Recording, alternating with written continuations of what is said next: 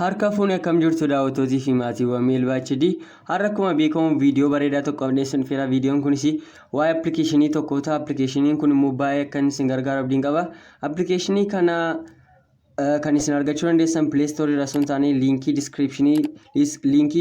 isaa diskiripshinii akkasumas koomentii iddoo jalqabaa irra isinii kaa'a akkasumas piin isiniin godha. Argattanii achiin buufachuu dandeessu jechuudha. Appilikeeshiniin kun baay'ee isin gargaara. Gara appilikeeshinii keenyaatti gaafa dabarru appilikeeshiniin kun maqaan isaa ITN jedhama. Appilikeeshinii kana kan inni isin gargaaru ispeesii keessan seef gochuuf baay'ee isin gargaara. Interfeesiin jalqaba irratti argamu kun akkuma argitan only one jedha. Waan hundumaa iddoo tokkotti jechuusaadha.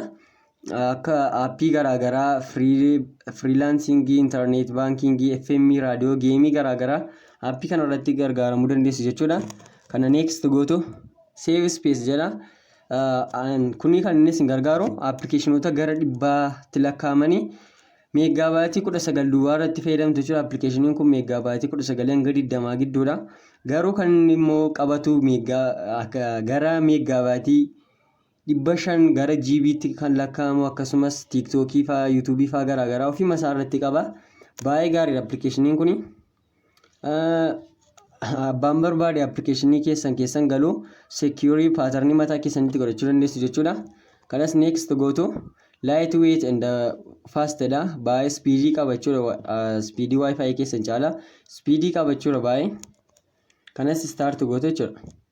Kana booddee akkuma argitanii duraan biyya keenya keessatti hojjetu ture appilikeeshiniin kuni. Amma garuu biyyi keenya itti dabalamteetti Itoophiyaa deemuumarra jira. Kana booddee kana right gootu. Erga right gootan processing jedha.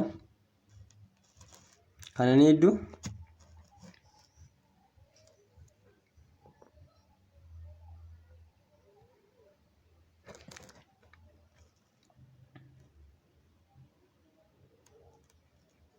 amma ni processing godhutti warri viidiyoo kan like hin goone like godha.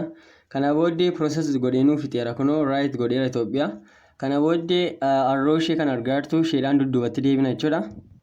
Erga dudduubatti deebitaniiti booddee akka isin argaartan kana social media, newspaper, email, internet banking bakka waan baay'ee jiraas bukkee guuteera. Akkuma isiniif ibsuu yaali jalqaba irratti appilikeeshiniin kun akka Chromeedha. Chromee caalaa isin fayyada sababiin isaa Chromee fakkeenyaaf www jettanii achi booddee wanta barbaadan sana YouTube koomettanii barbaaddu. Kun garuu akkuma appilikeeshiniitti isinii kaa'a garuu iddoo keessan qabatu fakkeenyaaf social media jedhu kana keessa yoon galee akkuma argitan social mediaan as keessa baay'ee guuteera. Lakkoofsa baay'ee qabu 100 ol ta'u akkuma argitan kana. Fakkeenyaaf immoo yoo YouTube keessa galee isinitti agarsiise karaa salphaa akka Chromee miti barreessuu isin naqu. Kun ofii masaa isinii barreessee YouTube www.youtube.com ofii masaa keessa galaa jechuudha.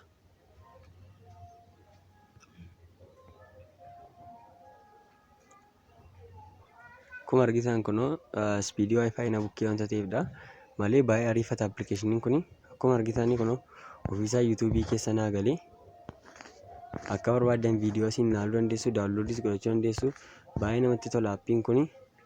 Amma immoo gaafa dudduubatti deebi'ee appilikeeshinii biraa gaafa isinitti agarsiisu feesbuukiin fa'aa akkuma argitan feesbuukiin kunoo jira, tiiktookiin jira.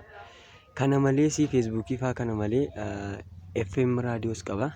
Shaggar, Itiyoo FM, Afroo FM bakka FM malee akka addunyaatti jiran BBC World fa'aa kun akka isaan jiranii warra online irra jiran illee isinitti agarsiisa. Isaaniin tokko tokkoon ilaaluu dandeessu jechuudha. Akkasumas akka intarneetii isin fayyada akka browseriitti fakkeenyaaf asirratti Oromiyaa jettanii search gootanii waa'ee Oromiyaa diiteelii isinii fida. Akkuma Google